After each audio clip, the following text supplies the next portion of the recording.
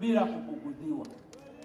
Zamani ilikuwa ukifanya biashara hapo unapigwa na mgambo, ukienda hapa unahamishwa hiki, maamalisho unasumbuliwa. Tumesema tunawapa vitambulisho ili wasisumbuliwe mahali popote, wafanye kazi na kufanya biashara mahali popote, kwa sababu Tanzania ni ya Watanzania wote.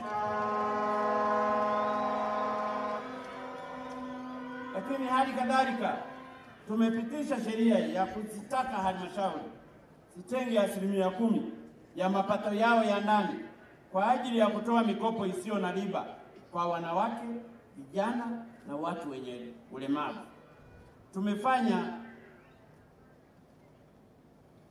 Tumefanya yaliyo mazuri kwa wananchi wetu. Ndiyo maana tunaomba tena miaka 5 tuendelee kufanya mazuri kwa wananchi wetu. Kutokana na hatua tulizochukua, mafanikio mengi makubwa yamepatikana. Ukiachilia mbali kuimarika kwa nidhamu serikalini, tumepiga hatua kubwa kwenye mapambano dhidi ya rushwa.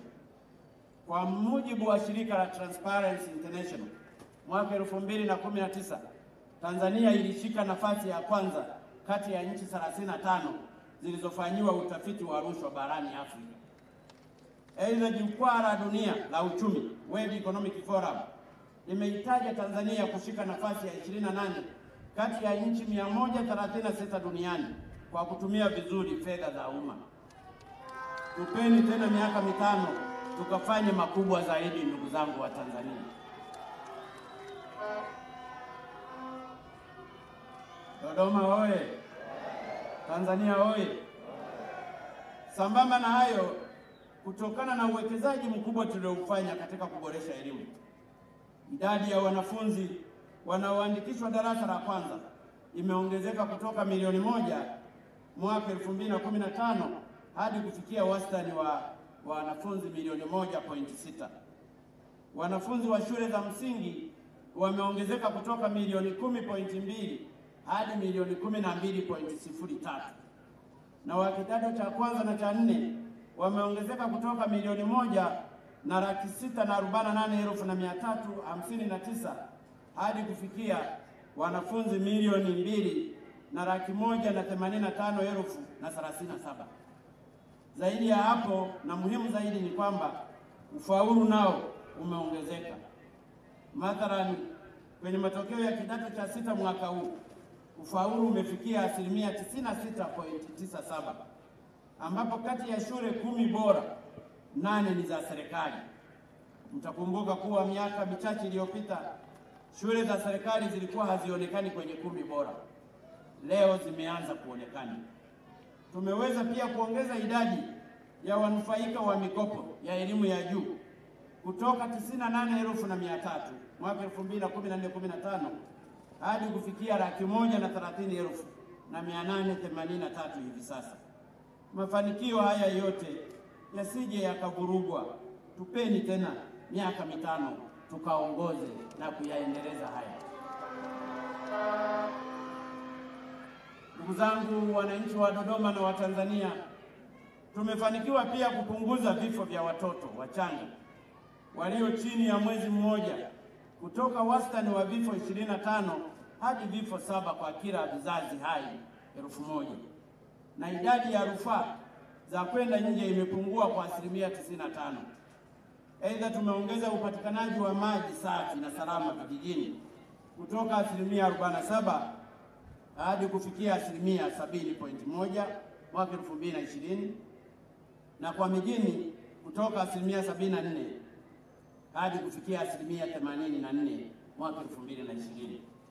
Kuhusu umeme, idadi ya watumiaji wa umeme, energy access, imeongezeka kutoka 35% hadi sasa 85%.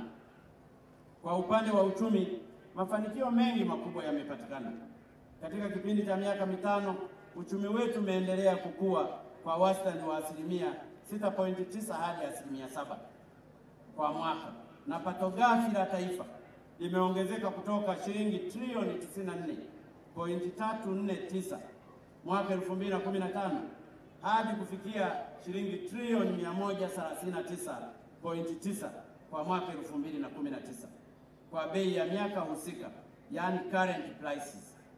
Hii sio tu imetufanya tuwe miongoni mwa nchi 10 zenye uchumi mkubwa zaidi barani Afrika, lakini pia tumefanikiwa kutoka kundi la nchi maskini na kuingia kundi la nchi za uchumi wa kati mapema kuliko tulivyokuwa tumepanga kwenye dira ya taifa ya maendeleo.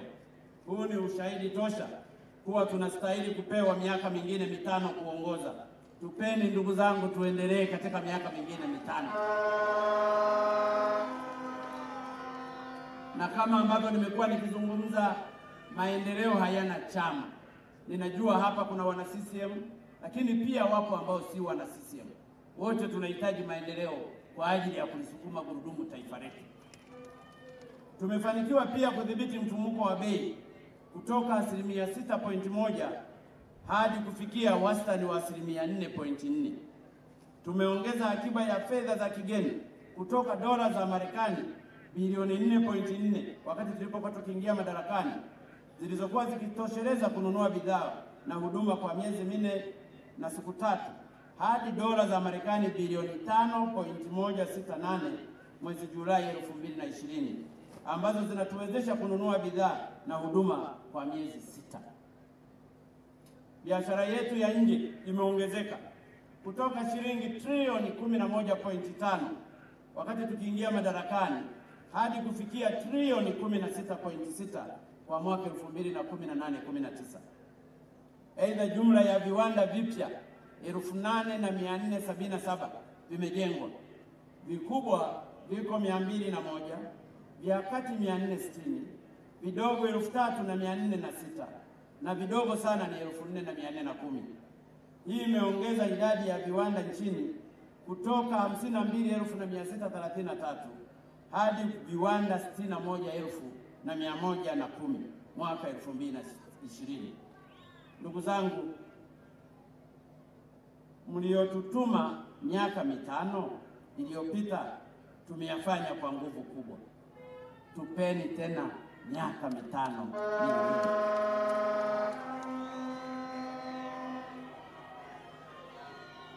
Tumeweza pia kuvutia uwekezaji wenye thamani ya dola za Marekani bilioni 20.4 sawa na takriban shilingi trilioni 46. Aidha, kwa ujumla, kutokana na shughuli mbalimbali zilizotekeleza, tumetengeneza zipatazo milioni 632,299 na kupunguza umaskini wa kipato hadi kufikia 26.4 mwaka 2017, 18 na 19. Ndugu wananchi, nawashukuru na kuwapongeza Watanzania wote wa dini zote, makabila yote, vyama vyote vya siasa kwa kutuwezesha kupatikana kwa mafanikio haya, hususan kwa kuchapa kazi kwa bidii, kulipa kodi na pia kudumisha amani ya nchi yetu. Nchi yetu imeendelea kuwa miongoni mwa nchi zinazoongoza kwa amani barani Afrika. Amani ndiyo msingi wa maendeleo haya yote. Nina uhakika baada ya kazi kubwa tuliyoifanya kwenye miaka hii 5, muda si mrefu tutaanza kufurahia mavuno makubwa ya kazi tuliyoifanya. Tutaanza kufaidi mavuno ya reli tunayoijenga, mavuno ya mradi wa umeme tunaotekeleza, mavuno ya barabara na bandari tunazojenga, mavuno ya meli tulizozijenga. Kwa mfano, kwa taarifa niliyoipata sasa, kwa meli zilizokuwa zinaenda Bukoba, mzigo wa tani moja ulikuwa unabebwa kwa 130,000. Baada ya meli juzi kuanza kwenda Bukoba, mzigo uliokuwa unabebwa kwa 130,000 kwa tani sasa unabebwa kwa shilingi 27,000 kwa tani. Haya ni mavuno ya uwekezaji tuliyoyafanya. Mtaanza pia kuona mavuno kwa ukarabati na ujenzi wa viwanja tunavyovijenga, kwa ndege tunazozinunua, lakini kwa mambo mengine mengi ikiwemo miradi ya maji na elimu. Hivyo basi, nawasihi wa Tanzania tuendelee kuwa wamoja. Mambo mazuri makubwa yanakuja. Ndugu zangu, Katika ilani ya uchaguzi ya mwaka 2020-2025, Mheshimiwa Katibu Mkuu wa Chama cha Mapinduzi amefafanua kwa ufupi, lakini ni mambo mengi ambayo yanatakiwa kutekelezwa katika kipindi cha miaka mitano. Na ndiyo maana ndugu zangu, niliamua kumchagua tena kuwa mgombea mwenza Mama Samia, mama mchapakazi, mama mwema, mama anayejua na kutambua tunaelekea wapi. Sikutaka kuchagua mtu mwingine wa kuja kujifunza. Ndiyo maana ninaendelea kuwa na Mama Samia, lakini pia mzuri. Nasema uongo ndugu zangu? Mnamuona mwenyewe alivyo mweupe, lakini ni mchapakazi na anafahamu kutekeleza malengo ya Watanzania wote bila kubagua vyama vyao. Mama Samia oye! Mama Samia oye! Na kwa misingi hiyo basi, nimeona niwanie tena urais ili nikaendelee kushirikiana nanyi katika kuhakikisha pale tulipoachia kwenye muhula wetu wa kwanza, na katika miaka mitano ijayo, baadhi ya mambo ambayo tunataka kuyatekeleza, ambayo kwa bahati nzuri tumeyaweka kwenye ilani yetu ya uchaguzi ya mwaka 2020-2025 ni kama ifuatavyo.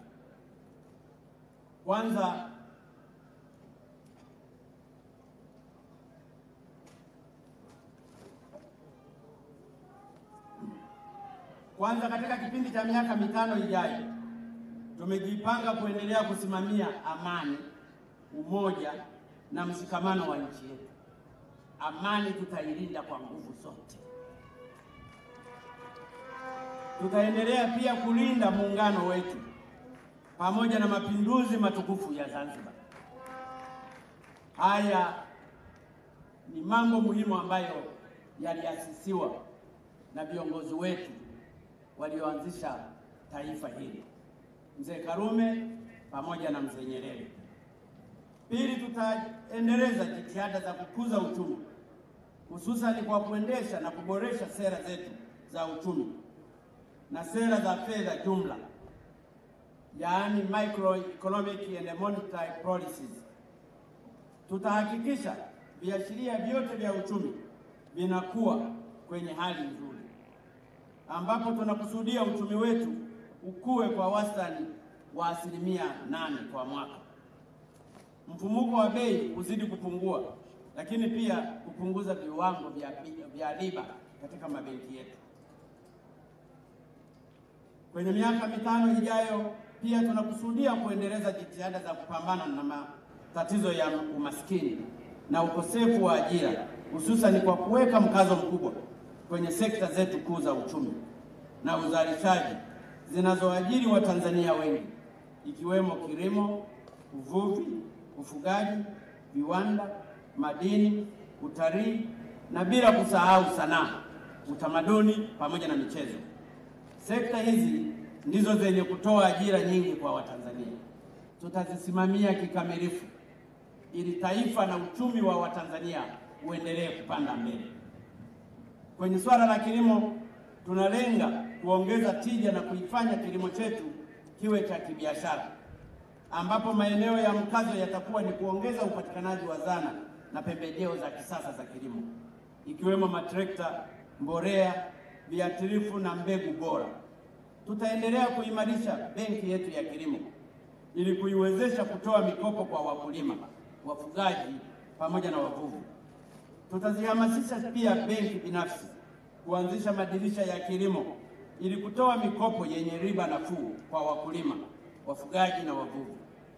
Tumepanga pia kuongeza eneo la umwagiliaji kutoka hekta 561 na 383 za sasa hadi kufikia hekta 1,200,000 kwa mwaka 2025, na kuhakikisha kuimarisha huduma za ugani na vyama vya ushirika. Kwa upande wa mifugo, tutaendelea kupima na kumilikisha maeneo ya ufugaji ili kuyaongeza kutoka hekta 2,207,088,901 ya sasa hadi hekta 6,000,000 mwaka 2025, na hii ni kwa ajili ya wafugaji tu.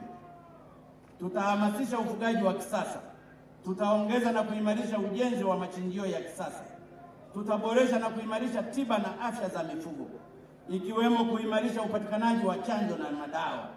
Tutaongeza vituo vya kuzalisha mbegu bora na kuongeza uzalishaji wa chakula cha mifugo. Kwenye sekta ya mifugo pia tutaongeza tija ya mifugo nchini kupitia uhimilishaji na uhawilishaji wa vitete. Kuhusu uvuvi, ndugu zangu, tumepanga kujenga bandari ya uvuvi kwenye ukanda wa Pwani, kununua meli za uvuvi, lakini kuimarisha miundombinu ya uvuvi kwenye bahari na maziwa yetu makuu. Haya tutayaweza, fedha zipo na uwezo tunao. Tanzania ni tajiri. Lakini pia tutaboresha mazingira ya uwekezaji na uwezeshaji wa wavuvi kuvua katika bahari kuu.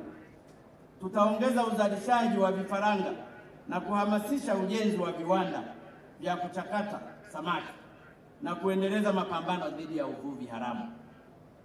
Haya yote wa kuyatekeleza ni sisi. Ndiyo maana tumeomba tena kwa mara nyingine, tupeni tukayatekeleze. Kwenye viwanda tutaendelea kuboresha mazingira ili kuvutia wawekezaji kwenye viwanda, hasa katika vinavyotumia malighafi za ndani yenye kutoa ajira nyingi, kwa sababu bila viwanda hakuna ajira. Tusipojenga viwanda, maana yake tunawatengenezea ajira wale wenye viwanda ambao wako nje ya Tanzania. Na ndio maana tumesema ni lazima tujenge viwanda vingi ambavyo vitatumia mali za hapa hapa. Kama ni viwanda vya zabibu, viwe viwanda vya zabibu. Wananchi wa Dodoma wataajiriwa kwenye viwanda hivyo. Kama ni viwanda vya nyama, tutengeneze viwanda vya nyama. Nyama zile tuziweke kwenye makopo tuwapelekee kule. Kama ni viwanda vya nguo, tutengeneze pamba yetu hapa, ili tutakapotengeneza tutengeneze nguo ndio tukauze kule, badala ya kuwapelekea pamba wao wakatengeneze nguo kule wazivae halafu watuletee mitumba. Tunataka tutengeneze hiyo pamba hapa, tutengeneze nguo tuzivae, wao ndio tuwapelekee mitumba kule.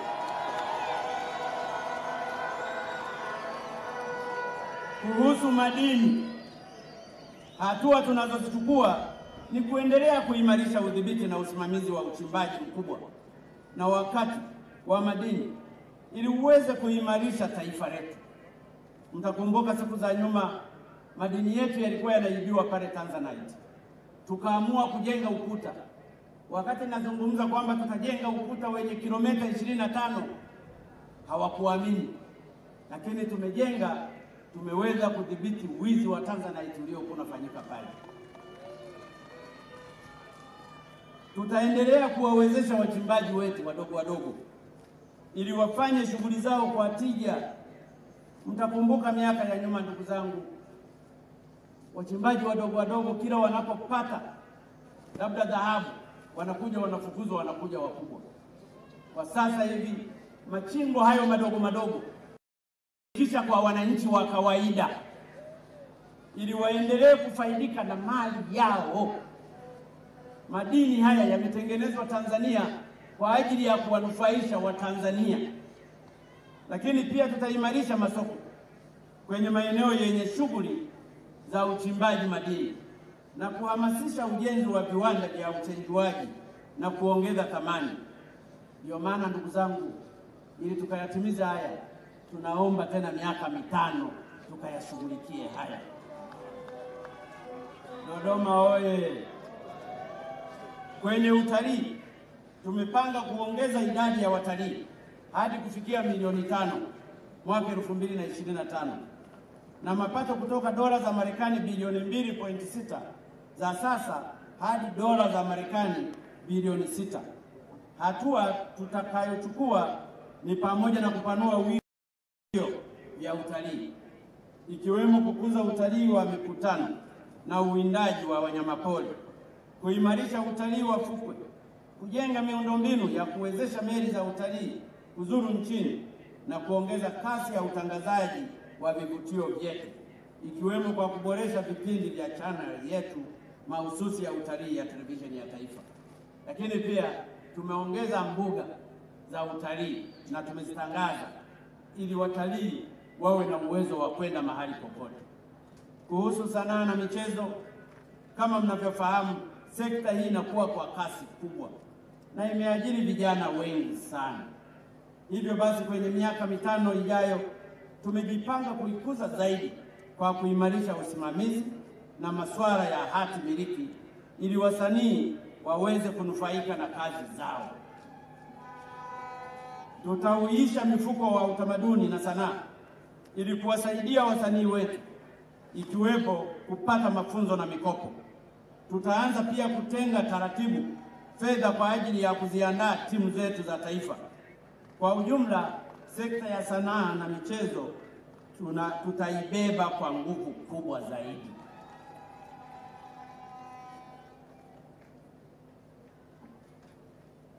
Sambamba na hayo, ndugu zangu, ili kujenga uchumi wa kisasa, tutaendelea kuimarisha miundombinu ya usafiri na nishati ya umeme. Tumepanga kuendelea ujenzi wa barabara za mikoa ambayo bado haijaunganishwa, ikiwemo barabara ya Mpanda Tabora ambayo kwa sasa hivi kuna makontrakta zaidi ya 3, barabara yenye urefu wa kilomita 359. Lakini barabara ya Manyoni Tabora, Mpanda Kigoma Nyakanazi, na pia kuanza ujenzi wa barabara ya Makurunge Sadani Pangani Tanga kura nakotoka Mheshimiwa Kikwete, pamoja na barabara ya Rupiro Marini Kilosa kwa Mpepo Londo Kitanda. Tutakamilisha pia ujenzi wa madaraja makubwa 7 ikiwemo daraja la Kigongo Busisi na Sarenda Bridge. Hizi barabara zingine zilizotajwa nazo tutazishughulikia kikamilifu, ikiwepo hizo barabara zilizozungumzwa na waheshimiwa wabunge hapa. Lakini tumepanga pia kukamilisha upanuzi wa bandari zetu kuu ya Dar es Salaam, Tanga na Mtwara, na pia kwenye maziwa yetu makuu ikiwemo bandari ya Karema ambayo itaunganisha nchi yetu na majirani zetu wa DRC kwa upande wa Kalemi. Vile vile tumepanga kununua meli ya kubeba mizigo katika bahari ya Hindi na kujenga meli 3 kwenye ziwa Tanganyika pamoja na moja ya mafuta, nyingine ya mizigo, pamoja na ya 3 itakuwa inabeba abiria 600 na tani 400 za mizigo. Vile vile tutajenga meli mpya ya kubeba mabehewa ya treni kwenye ziwa Victoria. Sambamba na hayo, tutakamilisha ujenzi wa reli mpya ya kisasa SGR kutoka Dar es Salaam hadi Makutopora na kuanza ujenzi wa kipande cha Mwanza Isaka Makutopora Mpanda Kalemi, na pia kufanya maandalizi ya ujenzi wa reli kutoka Kaliua Mpanda na Tabora hadi Kigoma. Ndugu wa Tanzania, tunaomba kura zenu ili tukayatimize haya.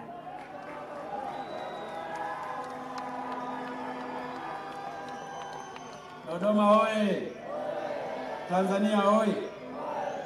Kwa upande wa usafiri wa anga, tumepanga kuendelea na upanuzi wa viwanja 16.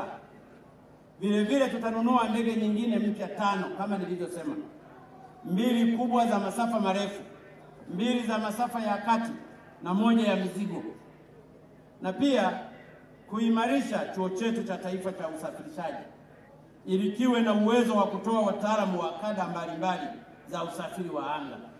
Hatua hizi sio tu zitachochea shughuli za kiuchumi na uzalishaji nchini, lakini pia zitaifanya nchi yetu iwe kitovu cha huduma ya usafiri na usafirishaji kwenye ukanda wetu. Kuhusu nishati, tumepanga kukamilisha ujenzi wa miradi mikubwa wa kufufua umeme wa maji wa bwawa la Mwalimu Nyerere utakaozalisha megawatts 2115 pamoja na miradi mingine ikiwemo ya kutumia maji, gesi asilia na nishati jadidi. Kwa ujumla, kwenye miaka 5 ijayo tunatarajia kuongeza kwenye gridi yetu ya taifa takriban megawatts 5000. Hali kadhalika tumepanga kukamilisha ufikishaji umeme kwenye vijiji vyote vilivyosalia ambavyo idadi yake havizidi 2600, kwa sababu mpaka leo vijiji ambavyo vimeshapata umeme ni vijiji 9500 70 na vijiji vyote katika nchi nzima ni vijiji 12,228. Kwa hiyo tumebakiza vijiji 2,680 hivi. Haviwezi vikatushinda katika kipindi cha miaka 5 mtakapotupa. Tupeni tukatimize haya yote. Tumepanga pia kuboresha huduma za mawasiliano kwa kuhakikisha huduma za simu zinapatikana maeneo yote nchini na kuendeleza ujenzi wa mkongo wa taifa ili kuongeza matumizi ya internet kutoka 43% hadi 80%. Tutaendelea pia kuboresha huduma muhimu za jamii, hususan afya, elimu, maji, na kwenye afya tunakusudia kuendelea na ujenzi wa zahanati, vituo vya afya na kukamilisha ujenzi wa hospitali za wilaya 99, hospitali za rufaa za mikoa 10 na za kanda 4. Vile vile tutaendelea kuimarisha upatikanaji wa dawa, vifaa, vitendanishi. Tutaimarisha pia mifuko ya bima ya afya ya NHIF pamoja na CHF. Tutaongeza watumishi wa afya. Tutaongeza udahili wa kada mbalimbali za afya kufikia 25,000. Tutaimarisha huduma za matibabu ya kibingwa na ubingwa bobezi ili kufikia viwango vya kimataifa. Kwa upande wa elimu, tutaendelea kutoa elimu ya msingi na sekondari bila malipo kama tulivyofanya katika kipindi cha miaka 5 iliyopita. Tutaendelea na ujenzi na ukarabati wa miundombinu ikiwemo shule, madarasa, mabweni, maabara, maktaba, ofisi na nyumba za walimu, hosteli pamoja na kumbi za mihadhara. Tutaimarisha ufundishaji wa masomo ya sayansi, hisabati na lugha, hasa na lugha yetu ya Kiswahili. Utoaji wa elimu kwa wanafunzi wenye mahitaji maalum nao tutauimarisha. Tutaongeza udahili na mafunzo ya ufundi. Tutaongeza udahili wa wanafunzi wa elimu ya juu na pia kupitia mara kwa mara mitaala yetu kwa lengo la kuzalisha rasilimali watu yenye maarifa na ujuzi unaokidhi viwango vya kitaifa, kimataifa na kikanda. Ndugu zangu, tunawaombeni kura. Kuhusu maji, tutaendelea kutekeleza miradi ya maji mijini na vijijini pamoja na kuimarisha mfuko wa taifa wa maji ili kuongeza uwezo wa fedha wa kutekeleza miradi ya maji ili hatimaye ikifika mwaka 2025 angalau 90% ya wananchi wetu wote wawe wanapata huduma ya maji safi na salama. Katika kipindi cha miaka 5 ijayo, tutaweka mkazo mkubwa sana kwenye masuala ya sayansi na teknolojia na ubunifu. Sayansi na teknolojia ni nyenzo muhimu, sio tu katika kuongeza tija na ufanisi, lakini pia katika kutatua changamoto mbalimbali za maendeleo. Hivyo basi, tumejipanga kuimarisha uratibu wa uwezeshaji katika maendeleo ya sayansi, teknolojia na ubunifu ili kuhamasisha matumizi yake katika uchumi wa kidijitali. Lakini tutahamasisha pia wataalamu wetu ambao wanaweza kutibu magonjwa kwa dawa za kienyeji ili watambuliwe kikamilifu badala ya kuwapuuza. Tutaongeza fedha kwa ajili ya utafiti na kusomesha Watanzania katika vyuo bora vya hapa nchini na duniani. Kutokana na hatua hizi, tunatarajia kutengeneza ajira zipatazo hizo milioni 8 ambazo sio tu zitasaidia kupunguza tatizo la ajira, lakini zitapunguza pia umaskini. Masuala mengine ambayo tunayapa kipaumbele kwenye kipindi kijacho cha miaka 5 ni uhusiano wa kimataifa, ambapo tutaendelea kutekeleza sera yetu ya mambo ya nje inayoweka mkazo kwenye diplomasia ya uchumi ili kuvutia uwekezaji, kuvutia watalii pamoja na kutafuta masoko ya bidhaa za Tanzania. Tutaendelea pia kusimamia nidhamu kwenye utumishi wa umma. Tutazidisha mapambano dhidi ya rushwa, wizi na ufisadi. Tutaendelea kuimarisha mifumo ya utoaji haki nchini na pia kushughulikia masuala ya ardhi na makazi kwa wananchi wetu. Tutaendelea kupambana na changamoto za mabadiliko ya tabia nchi kwa kuhimiza matumizi ya gesi na umeme, kutengeneza mazingira wezeshi kwa wananchi, kazi bora na kadhalika.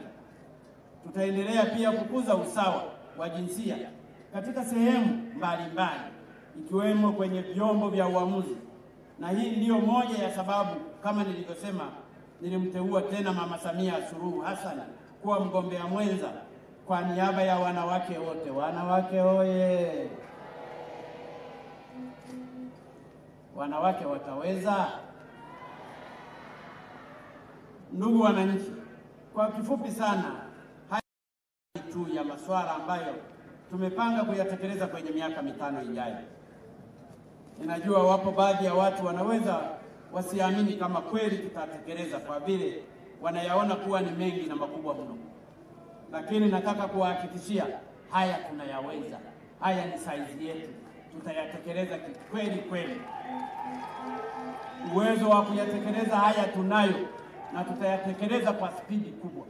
Naomba Watanzania mtuamini, na tunaamini kwa nguvu zake Mwenyezi Mungu haya tutayaweza,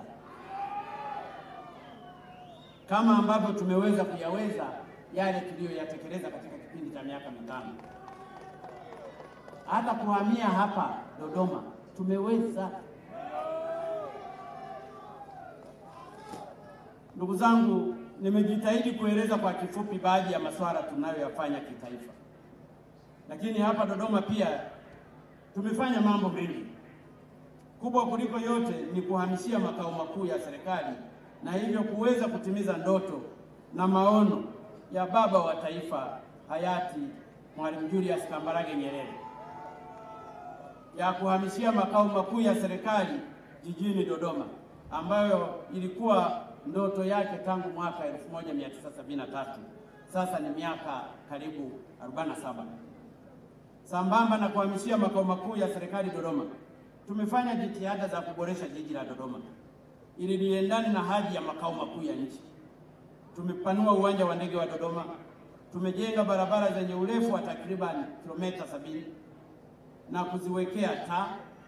Tumejenga soko, stendi na dampo la kisasa.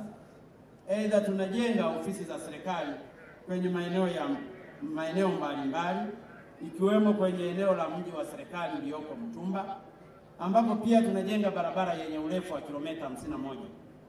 Hali kadhalika tumetumia takriban shilingi bilioni 14.5 kwa ajili ya upanuzi wa vituo vya afya 22 na ujenzi wa hospitali ya wilaya 3. Lakini pia tumeimarisha hospitali ya Benjamin Mkapa, na pia tunaendelea na ujenzi wa hospitali mpya ya Uhuru pale Chamwino, ambapo pia hivi sasa tunajenga Ikulu mpya. Tumeshamaliza kuzungusha ukuta wote wa Ikulu kilomita 27. Aidha, tumekamilisha ujenzi wa kituo kikubwa cha umeme pale Zuzu. Kwa hiyo Dodoma hapa takuwa na tatizo la umeme. Kwenye miaka 5 ijayo tumepanga kuendelea kuboresha jiji la Dodoma liwe la kisasa zaidi, ikiwa ni pamoja na kujenga barabara ya mzunguko ya njia 4. Barabara hii itakuwa na urefu wa kilomita 110. Tenda zimeshatangazwa na makandarasi wameshapatikana 2. Sehemu moja itakuwa na kilomita 60, kontrakta mmoja, na kontrakta mwingine atakuwa na kilomita 50 na kitu, 52. Pesa zipo, mkataba umeshasainiwa. Baada ya mobilization wataanza kujenga. Ninyi watani zangu Wagogo mnaiita Outer Bureau Carriageway Ring Road yenye urefu wa hizo kilomita 110, ambayo itaanzia Nara, kule Nara, kupitia Beyura, Mtumba na kuzunguka tena. Itakuwa na njia 4. Hii barabara itakuwa ya kisasa. Nasema itakuwa ya kisasa. Itatengeneza picha nyingine ya jiji la Dodoma. Kama nilivyosema, kandarasi yupo, wako makandarasi 2 na mkataba tayari umeshasainiwa. Na gharama ya fedha ambazo zipo ni bilioni 415 na fedha zipo. Tutaanza pia ujenzi wa uwanja mkubwa wa kisasa wa ndege kule Msarato kama nilivyosema, na ujenzi wa bwawa la kuhifadhi maji la Farukwa pamoja na uwanja mkubwa wa michezo kama nilivyoahidi wakati nazungumza hapa. Yako mengi ambayo tutayafanya, na tutayafanya pamoja kwa sababu na mimi niko hapa. Kikubwa, tupeni kura, twende tukaongoze. Ndugu wananchi, tumeanza kipindi cha kampeni. Watakuja wengi na mtaelezwa mengi. wito wangu kwenu, wasikilizeni kwa makini, ili siku ya kupiga kura mfanye maamuzi sahihi. Uchaguzi huu ni muhimu sana. Ni muhimu kwa sababu utaamua ama tuendelee na mageuzi tuliyoyaanzisha au tusiendelee nayo. Uchaguzi huu utaamua pia tupate viongozi wa aina gani, viongozi wenye dhamira ya dhati ya kutetea maslahi ya taifa letu au kuiletea maendeleo nchi yetu, ama tupate viongozi wenye ajenda zao binafsi ama waliobeba ajenda za watu wengine. Uchaguzi huu pia utatusaidia kujua mwelekeo wa taifa letu ambalo limekuwa likiendelea vizuri sana. Lakini pia uchaguzi huu utaamua kama tupate viongozi watakaokuwa nasi wakati wa shida na kutupa moyo, ama viongozi ambao wakati wa shida watatukimbia au kusubiria kupata maelekezo kutoka kwa wale wanaowatuma. Uamuzi ni wenu. Lakini ninawaomba ndugu zangu wana Dodoma na Watanzania kwa ujumla, mulitafakari hili kwa ajili ya maslahi mapana ya taifa letu. Na hii ndiyo sababu nasema uchaguzi huu ni muhimu sana, ambao kila Mtanzania hana budi kushiriki na kufanya maamuzi yaliyo sahihi kwa maendeleo, ustawi na mustakabali mzima wa taifa. Ili niseme kama tukio uwezo na kudumisha amani, umoja na mshikamano wa chama.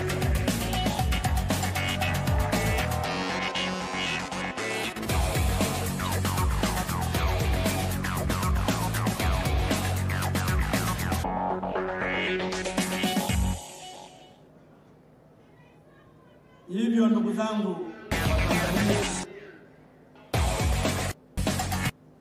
ninaomba sana tupate kura zote, tukipigie Chama cha Mapinduzi, kura za rais, kura za wabunge, kura za wawakilishi, kura za madiwani, na utakapofika uchaguzi kule Zanzibar, kura za rais wa Zanzibar. Ili haya niliyoyaeleza hapa tuweze kuyatekeleza kwa kasi zaidi. Ndugu zangu wa Tanzania na ndugu zangu wana Dodoma, nimejitahidi kuyaeleza haya yote nikiwa ninawaomba sana kwamba siku ya tarehe 28 ni siku muhimu sana kwa taifa letu kuamua.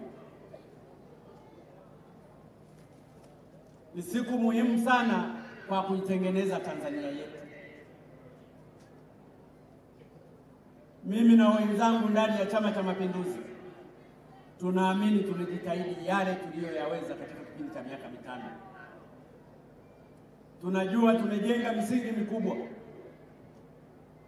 Tunajua kwamba miradi mikubwa tumeianzisha ambayo sina uhakika kama mkichagua zaidi ya CCM kama watakuja kuiendeleza hiyo mipango.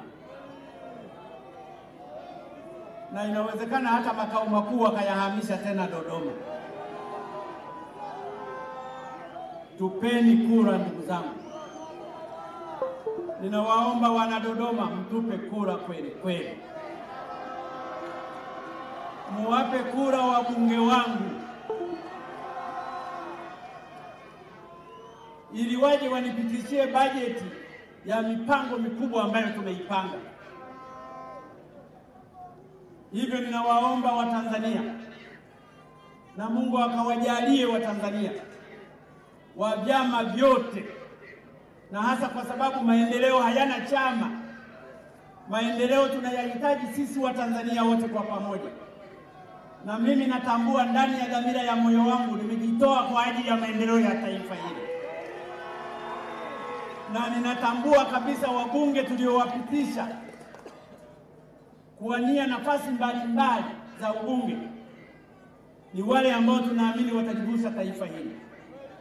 Ninatambua madiwani waliopitishwa katika maeneo mbalimbali ni wale madiwani ambao wana lengo moja la kutekeleza maendeleo ya taifa hili. Ninafahamu pia kwa upande wa Zanzibar tumemchagua Mwinyi. Mwinyi amekuwa waziri wa ulinzi kwa miaka karibu 9. Ndio. Miaka 10 sasa. Mtu kijana huyu anasimamia mizinga, anasimamia vifaru, anasimamia mabomu, wala hajawahi hata kuamrisha siku moja kwenda kupiga watu. Ni kijana mwenye moyo mzuri sana. Na ndiyo maana siku zote nimesema huyu ataisaidia Zanzibar, kwa sababu ni mtu ambaye anajituma na ana upendo na hana jazba.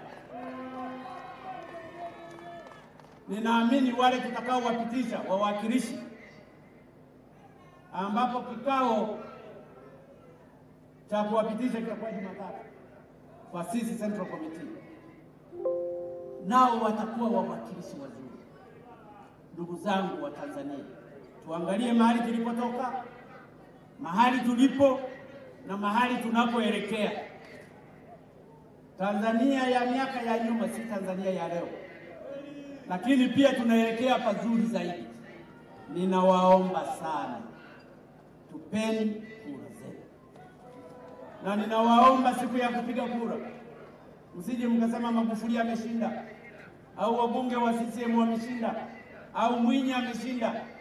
Ninawaomba ndugu zangu, tukapige kura, tusije tukafurahi kwamba ameshinda wakati ukaacha kwenda kupiga kura.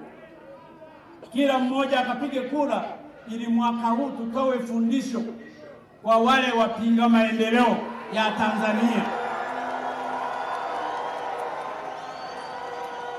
ili mwaka huu likawe fundisho kwao, ili mwaka huu likawe fundisho kwa wale wanaotumika, ili mwaka huu likawe fundisho kwa wale wanaopinga juhudi nzuri za maendeleo ya Watanzania. Mwaka huu likawe fundisho kwa wale ambao hawataki amani ya Watanzania.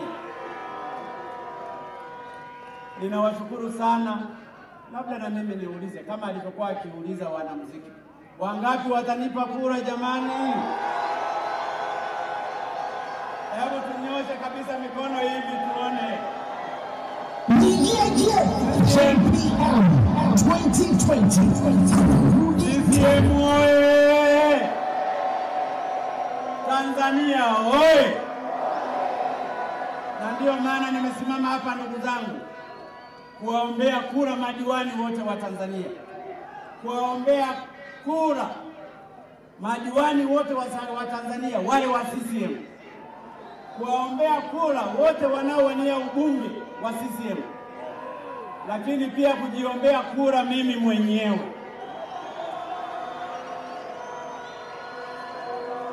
Kwa mikono hii nina matumaini makubwa kwamba ushindi wa mwaka huu utakuwa mshindi mkubwa sana.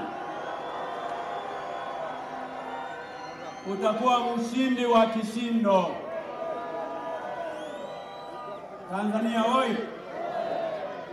Na ndio maana nimesimama hapa kuwaomba kura wa Tanzania wote. Wana CCM ninawaomba kura, wana Chadema ninawaomba kura, wana ACT ninawaomba kura, wana CUF ninawaomba kura, wana NCCR Mageuzi ninawaomba kura, wana TLP ninawaomba kura, wana UDP ninawaomba kura, wana TADEA ninawaomba kura, na hata wale ambao hawana chama. Tanzania oye! Tanzania oye!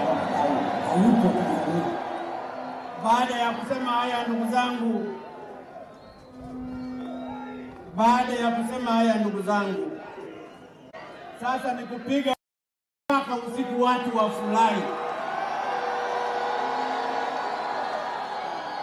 Ninawashukuru kwa upendo wangu mkubwa. Ninawashukuru wasanii, ninawashukuru wote, ninawashukuru wana CCM wote, ninawashukuru viongozi wote, ninavishukuru sana vyombo vya ulinzi na usalama kwa kusimamia usalama katika kipindi hiki cha kampeni. Mungu wabariki wapiga kura wote, Mungu wabariki wana CCM wote, ili wakapate ushindi mkubwa. Mungu wabariki wananchi wote wa vyama mbalimbali. Mungu ubariki Tanzania. Asanteni sana kwa kunisikiliza na waombeni kura zenu.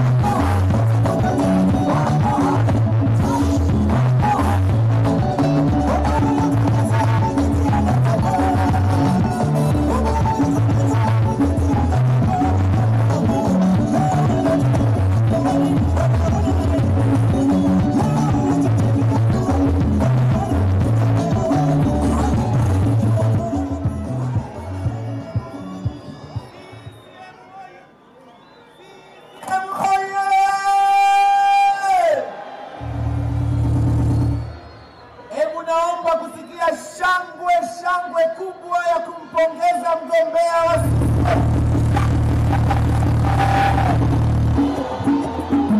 makofi mengi tena. Ndugu John Pombe Joseph Magufuli